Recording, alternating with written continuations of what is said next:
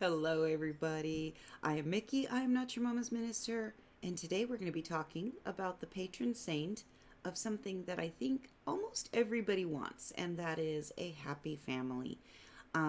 It is something that people want, whether it's from their biological family or from the families that they've created or from the families that they're wanting to create.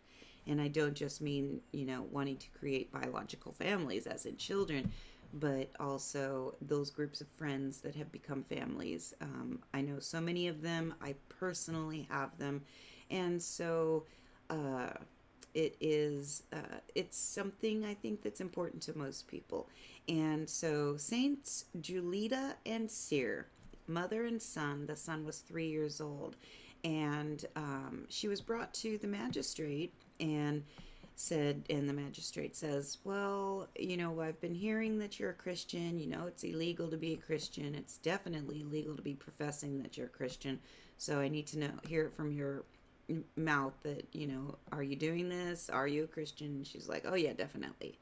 And he's like, well, is your son a Christian? And she says, well, I think he might be a little bit too young to decide at this point, but yes, I am raising him as a Christian.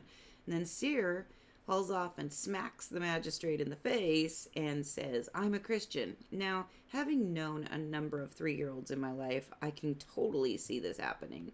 The 3-year-olds are definitely the ones that are kind of like smack you in the face and repeat the last words that you say. So, uh, a lot of parroting there. And so, parroting, not parenting. Um, Although I have known 3-year-olds to try to parent as well. So, anyway, the magistrate gets pissed off and he takes the baby and smashes him against the steps. Now, Julita, at this point, you would think she just loses her shit. But she doesn't lose her shit. Instead, she throws her arms up and falls to her knees, thanking God that her baby died a martyr. Yeah. So, as you know, I've talked about it before, or I think you know, some of the hagiographies and mythologies behind deities and saints and so forth and folk saints are just outrageous. But so be it.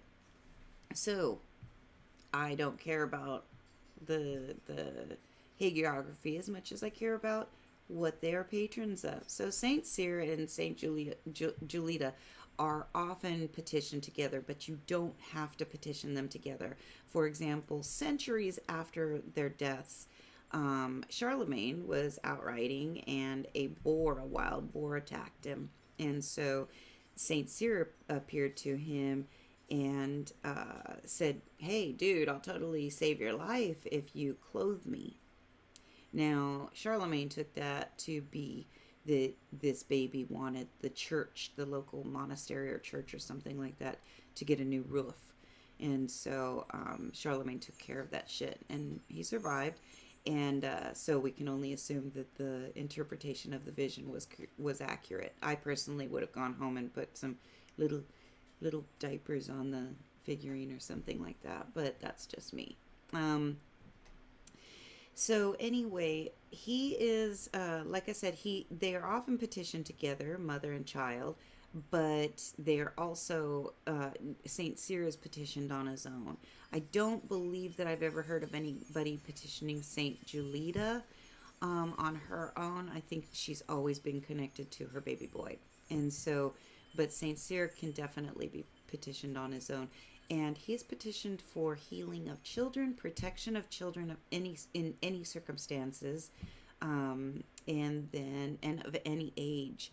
So it's nice because if, for example, my kids are, you know, well, one's 30 and one's in his late 20s, and so they are still my children, and so as long as they are your children, you absolutely can petition for them, um, and petition Cyr and to protect them. And I do that often. I throw in anybody that I possibly can. So Saint Cyr is petitioned for the healing of children, the healing of illnesses, for protection, for children and also for healing of abuse victims and torture victims. And that's really nice too. However, like I said, today we're going to be talking about the fact that he is a patron saint of family happiness and family unity. And it's really funny because there are a shit ton of people out there that don't have that, whether they don't have it in their biological families or whether they don't have it in the families that they've built. And unfortunately, the side effect from that, from not having that, is often that people will join up with cults, join up with gangs, join up with anybody who offers that kind of familial connection, that kind of family unit. And boy, oh boy, do they offer that family unit, don't they? And so it's an awesome tactic that gangs and cults have used forever and ever and ever. Oh, you'll be part of our family. I mean, I think that some of the organized crime even calls themselves the family, and so that's not surprising at all. And so we need to remember that we need to have healthy family unity and healthy family dealings and healthy family happiness. And that's super duper important. And we need to do everything that we possibly can to make sure that that happens for everybody. And whether that means offering counseling to families who are just toxic, whether it means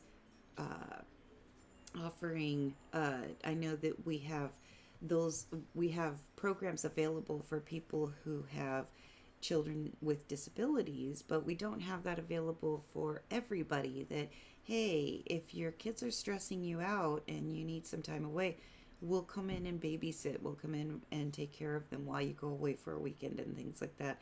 And again, going back to the safety issue, you want to make sure that anybody who watches your children are, verified that they're safe and that they're not going to be a danger to them.